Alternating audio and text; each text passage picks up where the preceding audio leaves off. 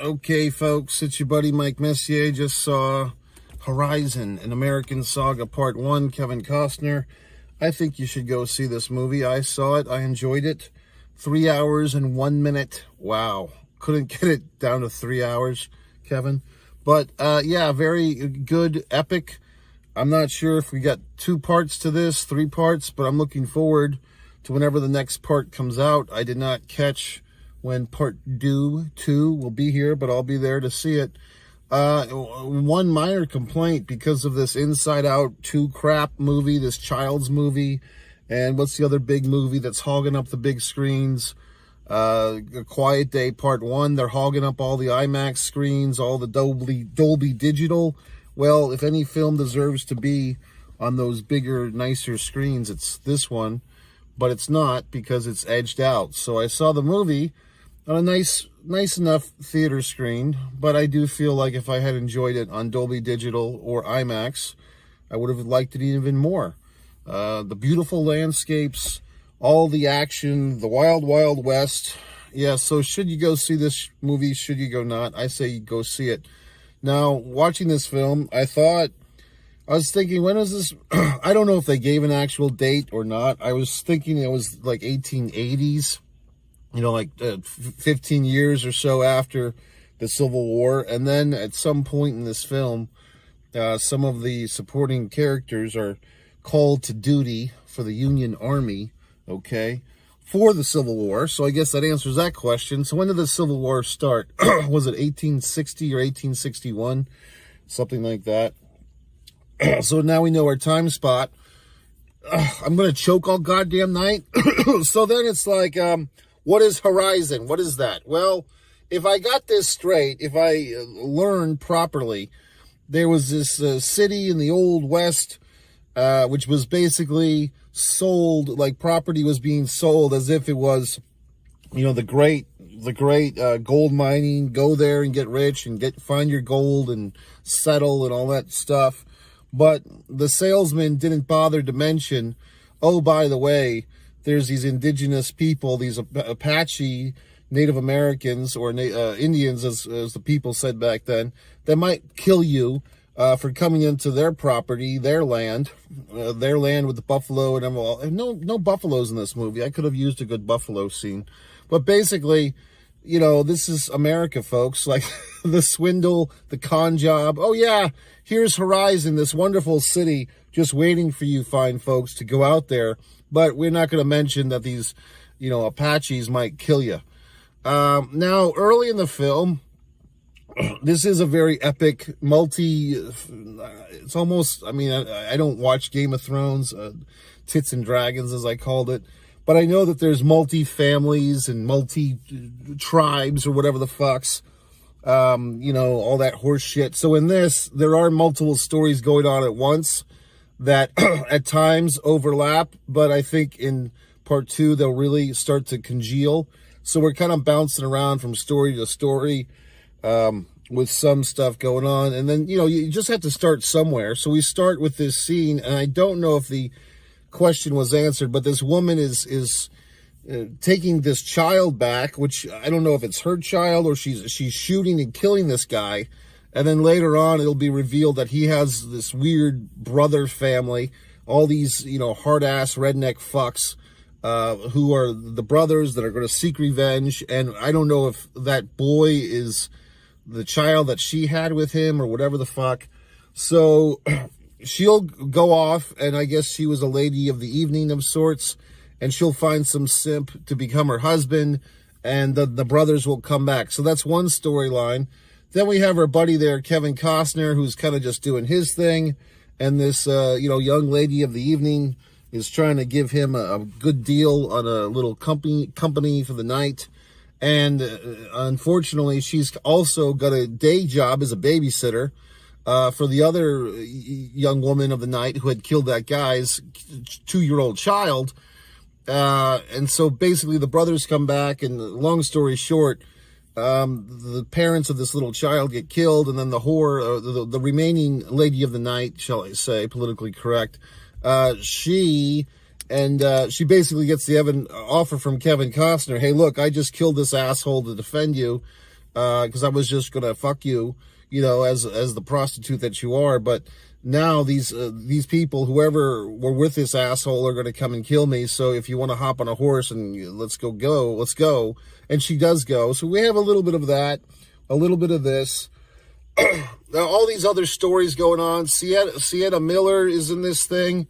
Yeah, early in the film, there's this very wonderful face that this lady has. There's this big, you know, blood slaughter scene. And I was actually surprised, you know, I mean, to be honest with you, because I'm watching this, I'm like, oh, wow, the Native Americans or the indigenous people, they're kind of the aggressors in this scene. They're attacking all these Caucasians and one man of color, and they're attacking all these people and killing children and killing women and burning stuff and all this horse shit. And it's like, oh, but the Native Americans are being portrayed as like aggressive. Am I in the right decade? Is this John Wayne? Is this 1955? You know what I mean? Like, I was actually kind of shocked. Like this is cowboys and Indians, and the Indians are the bad guys for a scene. You know, but that's good old Kevin Costner. He'll figure it out, because, you know, what we do learn, and what, if you have half a brain, you know that, you know, two tribes go to war, you can only hope to score. I mean, it's just, you know, nobody's the good guy. Nobody's the bad guy. The indigenous people are trying to protect their land. They have all these pale faces coming in with their sticks to measure stuff, and they see them as the aggressor. And these white people, or these settlers, or whatever the fucks, they just think they're going to the promised land to find their way in the world, and they're not expecting to get a bow and arrow through their fucking chest. So, I mean, I'm watching this, you know, conflict from, you know, whatever the fuck, 200 years ago. And, you know, call me an asshole, but I can't help to think about our world problems overseas, not here in the United States, but people are fighting religious wars, conflicts, land, territories, all these horrible things. People are dying brutally. And do we learn from these errors of humanity? Do we learn? No. We just repeat them. You know, the players change, but the stories remain the same. People will find a reason to kill each other. Or whether it's religious disagreements or differences, or the promise of some eternal gift if you kill these other people, or land, or women, or whatever the fuck people are fighting over. They always find a reason to fight. You know what I mean? So it's just, we are our own worst enemy as a human species. We'll always find a way to kill each other and do horrible things to each other. And the Wild Wild West really was the Wild Wild West. But how much has fucking changed? Now we can just Twitter fuck about it. Now we can just Instagram about it. Now we can just see it on CNN or Fox News or whatever the fuck.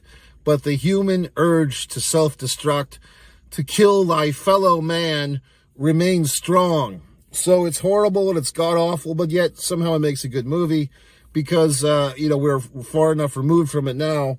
But, I mean, I watching this movie and I'm thinking, man, this, you know, era, you know, 1880s, it's like, it's almost like 1 foot in the Neanderthal world of like how these people did things, you know, with the violence and the shooting and the horse shit. And, but then, like, the most advanced thing, like, the thing that they had then, that it's not quite as advanced as it is now, is the guns. Quite honestly, like, they had some pretty goddamn good guns back then. Granted, they weren't semi-automatics where you could fucking wipe out a whole bunch of people or whatever the fuck. But, I mean, still, the guns that they had, the shotguns, the pistols, or whatever the fucks, they were pretty goddamn impressive.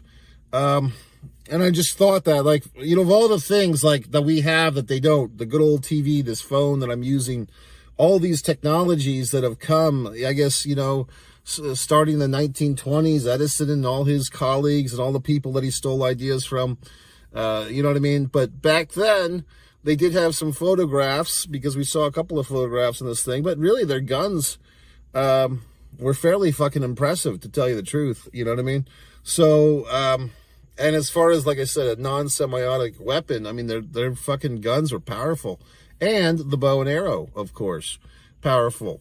So, yeah, and then the prophecy, like the fucking Native American, I mean, I don't know what to say. Indigenous people, Native American, what do you want me to say here? But the guy is having a dream about his son and all this horse shit. I mean, it's very exciting. was that, I was trying to stick around for the end credits, but the fiddle fucker who was cleaning the auditorium was trying to get in there. It looked like this young lady actress, very pretty. I thought was she Katie Holmes? Like a grown-up Katie Holmes, who we haven't seen in a while. I don't know if the Scientologist got a hold of her or whatever the fuck happened to Katie Holmes' career. But this woman played like the wife of this kind of self-indulgent yuppie couple who's going out to the wild, wild west, and the fucking husband considers himself an artiste for the newspapers, and he doesn't want to do the grunt work, and his wife is like this hootie tootie who's like taking all the fucking drinking water to bathe outdoors nude, and then these weirdos are watching her bathe and putting the husband in a tough spot because she thinks he's got to be this tough guy to defend her. Meanwhile, she's looking for trouble at every turn. And, I thought they'd be dead by the end of this fucking movie, like the end of part 1. I thought that couple, like, would be dead or something horrible would happen to them, and not yet, but we'll see the next one. So at the end of the movie, we kind of get, like, I assumed it was like a flash forwarding because we don't really have an ending to this. It was advertised as part 1. So we have what appeared to be a flash forward montage of exciting scenes from part 2. And like I said, I don't know if part 2 is the finality. Maybe that comes out for Christmas, who knows, or maybe the end of summer, I don't know. But it looked very good to me. Part 2 looked like all the montages we see.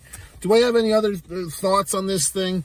I mean, that early shootout scene with the indigenous folks, the Apaches, I guess, attacking, because that's the thing, like, I assume they were the Apaches, but I don't know for sure because there was other, Native American tribes, I guess, and I don't know if whoever the fuck knows, but it's just bloody and gory. But I mean, like I said, it's they're in their mind, they're defending their right to live. So I mean, who's to say what's what? You know what I mean? But yeah, I mean, you see all this stuff like the father and son, and the son wants to fight and stand by his father, and the two women, the mother and daughter, who I didn't recognize, Sienna Miller. Nice to see her on Curb Your Enthusiasm recently. But she, very, like I said, attractive woman, face, wonderful face. And isn't she like Australian or British or one of those things? But she was in this, and she and the daughter are like hiding underneath the ground and like breathing through a fucking rifle and shit. So it's just amazing. And, to be honest with you, women at the time, as portrayed, I think, with a delicate touch in this film. I mean, Sienna Miller's character, whatever the name was, she loses her husband early in the movie, loses her husband, loses her son. And then basically, I would say she kind of, propositions herself as a war bride to the army leader guy because, she's got a daughter to raise and she has no husband, and how's she going to put food in her daughter's mouth? And this army has kind of like, rescued her. So now she's going to marry herself off. So she kind of makes a play for the military man. Good for her.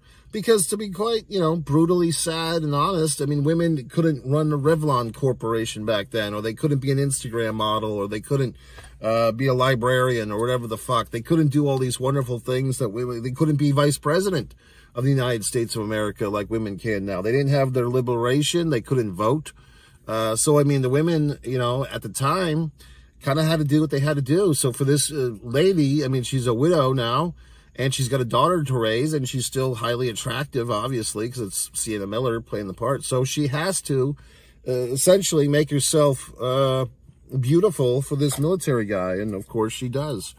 And then you'd probably expect that her young daughter, who's probably 13, 14 years old, she's kind of, this becomes like the camp kid, but even her character seems very fond of one of these soldiers, gives him a little patch of her blanket or whatever the fuck, and then is encouraged to give a little patch of the blanket to all the soldiers to come back, like tie a yellow ribbon. So, I mean, in reality, she would probably be married off to one of those soldiers if he were to return, because that's how things were back then, okay? Things were just different. People didn't live very long. I mean, they lived to 40 or 50, and you might get malaria, or you might get some whatever the fuck disease. So, I mean, just things are different. So I don't know. I liked the movie a lot. I enjoyed it. I mean, this is, felt like 1994, Kevin Costner. I mean, it's just like the guy went in a fucking time machine and went back to his prime time, his Bull Durham, his Build It If You Will Come, or Come If You Will Build It, Field of Dreams, Dances with Wolves, whatever the fuck else. I mean, just Kevin Costner at one time, folks, he kind of had that spot, like the Tom Hanks spot, or I don't want to say Tom Cruise. Tom Cruise is kind of at a different level in a sense. But there was like a spot where you had like maybe Tom Hanks or even a Billy Crystal or Kevin Costner, where like it's like this guy can do no wrong. You know what I mean? And at one time, Kevin Costner was that guy.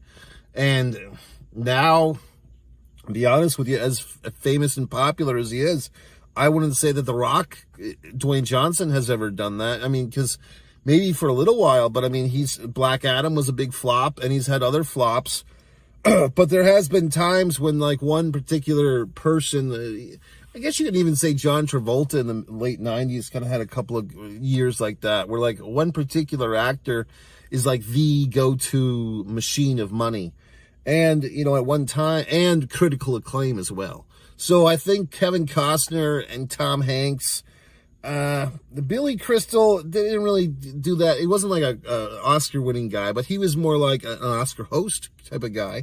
But he had like his When Harry Met Sally and his whatever the fuck, his City Slickers. But with Kevin Costner, god damn it. I never saw The Postman, whatever the fuck, El Postino, never saw that one. But Dances with Wolves and all this horse shit. I mean, it's just nice to see Kevin Costner have a wonderful, return to the epic. And also our buddy there, Luke Wilson, not Owen Wilson, but Luke Wilson, who we kind of forget about.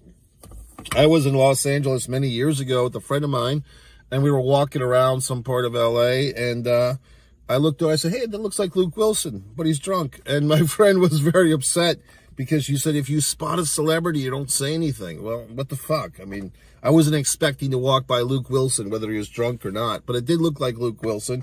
And the individual did look a little drunk, but who the fuck knows? It may be just some guy who looked like him. Who the fuck cares?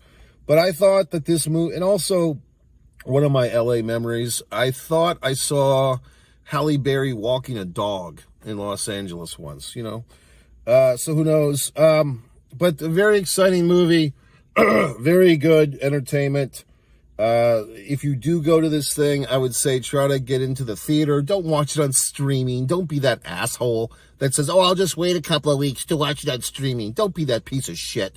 Go to the fucking theater. Get yourself one of these goddamn subscriptions. I'm always telling you about AMC, Cinemark, Regal. Have all these wonderful monthly subscriptions. I tell assholes this all the time, and yet they still pay full price, and they still complain about the price, even though I tell them this every fucking goddamn time.